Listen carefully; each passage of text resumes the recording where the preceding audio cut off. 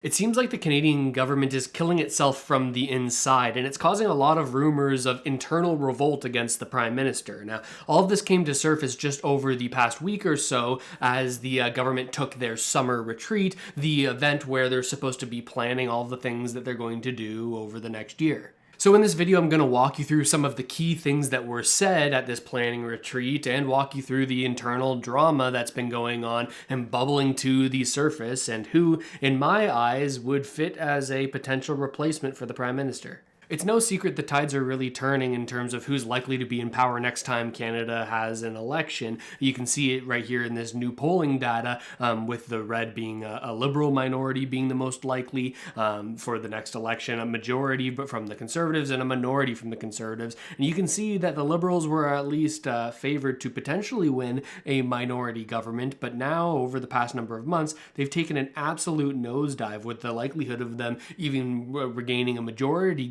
or a minority government if the election were to be held today, sitting at 8%, with the Conservatives having a 48% chance of it being a minority for them and a 43% chance of it being a majority for them. So it makes sense that even people within the Liberal Party are starting to question their own leadership. Whereas once upon a time, the party really clamored around the Prime Minister, now some members of Parliament think it could be time for a change. This article was published just a few days ago. It says that the Liberals are looking at the possibility of their worst fundraising year yet, while the Conservatives are on track for their best since 2015. And even within the Liberal caucus, the group of all the Liberal members of Parliament, the mood has turned, with some MPs telling the Globe that they're angry about Trudeau's cabinet shuffle, and they believe that it was driven largely by virtue signaling rather than merit. They say that the people they represent are tired of the Prime Minister and believe that they're out of touch with the cost of living, and one MP even specifically said that it was time for Trudeau to go. This is a Liberal member of Parliament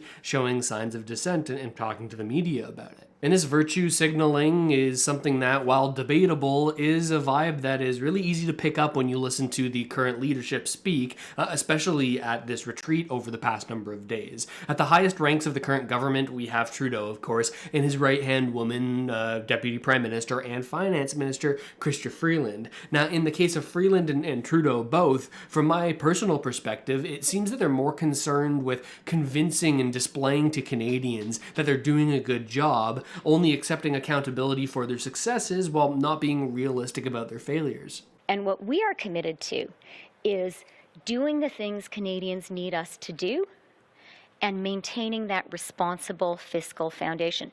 And we are doing that. Canada, it has a AAA rating, notwithstanding the great investments we've made in Canadians. We have the lowest deficit in the G7, and we have the lowest debt to GDP ratio in the G7.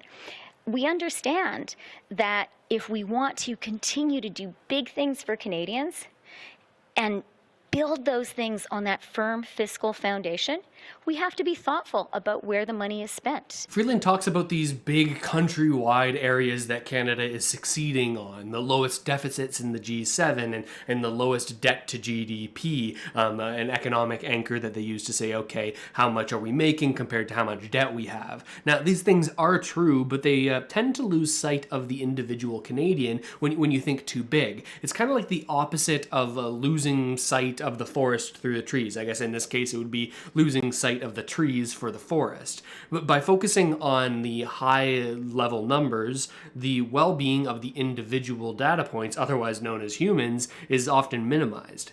And the fiscal foundation that Freeland's talking about here is referring to debt to GDP. In her eyes, as long as the country keeps on increasing its GDP at a faster rate than the percentage of increase of the debt that it takes on, well, then she thinks that their actions are fiscally responsible.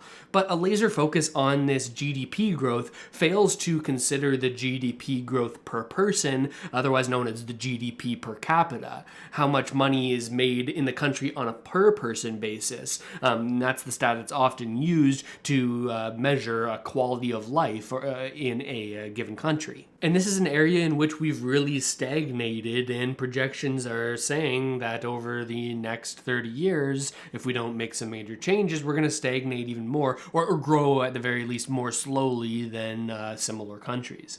And on Trudeau's side, I want to make more of a personal argument than the unbiased, facts-based approach that I usually take when I'm making these videos. Now, I've been following politics and making videos like these for quite a while now and listened to probably hundreds of hours of Trudeau's speeches, and even through all of that, I don't feel like I've ever actually heard a word from Justin Trudeau, meaning Justin Trudeau, the actual guy. Let me explain what I'm talking about. Again, this is an opinion that I've been feeling more and more lately, but it feels like everything that's said is rehearsed and is a performance of some sort of public persona that he thinks we want to see. Now, I get this vibe a little bit from Freeland too, and I think that's what results in it kind of feeling like she's talking down to Canadians when we hear her talking to us. But I've never felt more like this than when I was watching the press release or the press statement from yesterday's retreat closing speech. It feels more like a performance in a grade 10 drama classroom than it feels like an honest person giving his genuine thoughts and opinions. Now, here's his response to a question when a reporter asked him how he responds to often being blamed for everything wrong with Canada. Canadians are struggling. Canadians are worried. And they're seeing two different approaches to leadership right now. One that mirrors back that anger and frustration and amplifies it and lays blame without offering solutions. Or one that recognizes, yeah, times are really tough for a whole lot of people right now. And we're going to keep rolling up our sleeves and bringing forward the best possible solutions because Canadians can get through this. This is the best country in the world, and we're going to keep making it even better. And we all know that there's a large population of people who absolutely hate Trudeau, and they're not going to have their minds changed about that. They've placed the blame on him for the country's struggle, entirely on him. Now, whether or not that personal blame is earned in all areas or not can be debated, but even for people that previously supported the Prime Minister, it seems that the message and the tone is really getting stale these days. So if even some Liberal MPs are thinking, hey, it might be time for this guy to go, well, who would be the replacement? Now, nobody knows for sure, but I'd like to take a guess from my point of view. I don't think it'll be Freeland. I think that she's too associated with Trudeau and carries a lot of the same baggage that he does. In contrast to these previous statements that kind of seem a little insincere, take a listen to this response from newly minted Housing Minister Sean Fraser.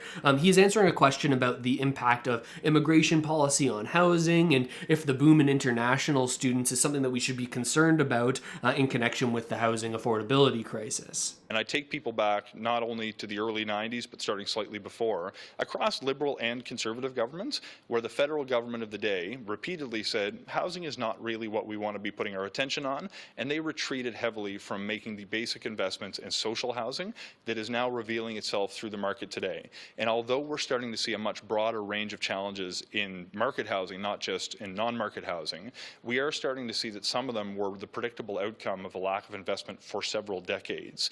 The reality is we've got temporary immigration programs that were never designed to see such explosive growth in such a short period of time. For the benefit of the audience, our temporary programs, whether it's for temporary workers, international students, or tourists, are driven by demand. There's not a set number every year the same way that we have for permanent residents. And although there's a large number of permanent residents that are now coming to Canada, half of those people in any given year may already be here. They're not putting additional pressure on the housing sector. The international student program has seen such growth and in such concentrated areas that it is really starting to put an unprecedented level of demand. You see it in a more pronounced way on the housing market. In particular, when you see stories about the exploitation of international students, with some institutions, if I can be completely candid, that I'm convinced have come to exist purely to profit off the backs of vulnerable international students, rather than provide a quality education to the future permanent residents and citizens of Canada. When you see some of these institutions that have 5-6 times as many students as enrolled, as they have spaces for them in the building, and you see them continue to pop up in plaza colleges across the country, you got to start to ask yourself some pretty tough questions. And of course, there are some problems with what he said, obviously. I don't buy that Canada doesn't have enough workers to build more housing, or at the very least,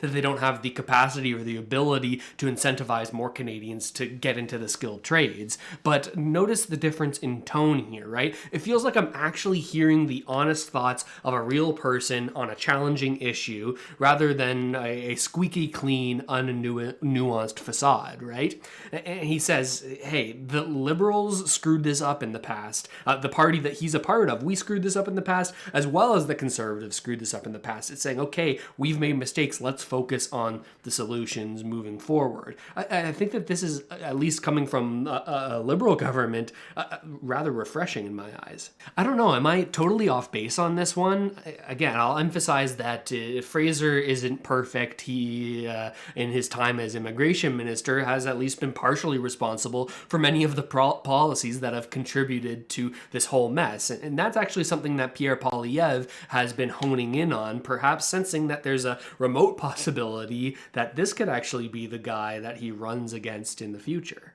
Well, listen, there's no question that Sean Fraser has ruined the program. I find it incredible these puff pieces are being written about Trudeau's housing minister. I thought he was the immigration critic for the official opposition yesterday, attacking the very programs that he ran up until 2 weeks ago. Somebody, and I want to thank the multicultural media for not being asleep at the switch and actually covering the disasters that are unfolding right now in that program because of Sean Fraser's total incompetence. And we as Conservatives will make sure that international students have homes, health care, and when they want it, jobs, so that we can get back to a system that supports our universities, attracts the world's brightest people, helps the demographics of our country, but does not leave people living in squalor, human trafficking, drug overdoses, and other humanitarian horrors that Sean Fraser allowed to go ahead. And the fact that they promoted Sean Fraser to housing after the disaster he made of immigration programs is incredible. This is a guy who put refugees on the streets and under bridges, and now he's the housing minister? Any wonder why housing costs have doubled under Trudeau? We see Poilievre definitely getting on the offensive here. And look, if you want my prediction of what will happen, and I'll emphasize this is a prediction, not me saying that I want it to happen one way or another way, my guess is that the Canadians have grown tired of Trudeau, but that the Liberal caucus won't fully realize this until it's way too late. And as long as Pierre Poilievre doesn't make a huge mistake, I think he'll likely win the next election and maybe even win a majority government, just like Trudeau did when Canadians got tired of Prime Minister Stephen Harper, a Conservative. Then we'll have a chance to see whether or not Pierre Poilievre actually takes action on his promises. Will he be like Trudeau and facing the realities of operating a government sort of back down on some of his core promises, or will he really bring it home like he's saying he will? I think that for the next election, it'll largely be decided on that question. Does he actually enact the types of policies that he's talking about? And I think that for this next election, I wouldn't be surprised if Sean Fraser was the leader of the opposition, preparing to grab any opportunity he can.